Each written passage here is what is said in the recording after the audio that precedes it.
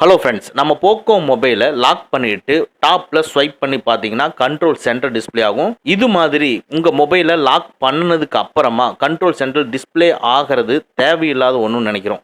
ஏன்னா நீங்க மொபைலை டேபிளை வச்சுட்டு நீங்க போயிடுறீங்க, இல்லைன்னா சார்ஜ் போட்டு போயிடுறீங்க. அந்த டைம் உங்க ஃப்ரெண்ட்ஸ் நீங்க லாக் பண்ணி வச்சிருந்தாலும் கூட ஸ்வைப் பண்ணிட்டு ஹாட்ஸ்பாட்டை ஆன் பண்ணிட்டு அதுக்கப்புறமா உங்க டேட்டாவை அவங்க காலி பண்றதுக்கு உண்டான வாய்ப்புகள் நிறையவே இருக்கு.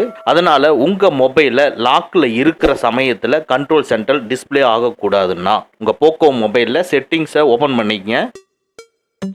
அதுக்குள்ள நோட்டிஃபிகேஷன் அண்ட் கண்ட்ரோல் சென்டரை ஓபன் பண்ணிக்கங்க.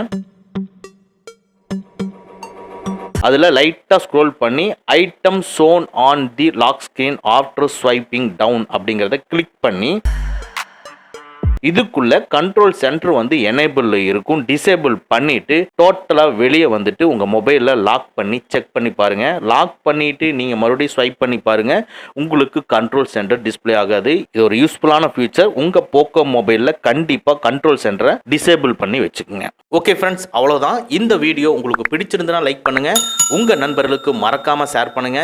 இந்த மாதிரி டெக்னிக்கலான விஷயங்களை நீங்க தெரிஞ்சுக்கணும்னா நம்ம சேனலை மறக்காம சப்ஸ்கிரைப் பண்ணிக்கங்க. கூடவே இருக்கிற பெல் ஐக்கான பிரஸ் பண்ணிக்க நம்மளுடைய அடுத்த வீடியோ உங்களுக்கு உடனுக்குடன் தெரிய வரும். Thank you friends, thank you very much. See you again in next videos.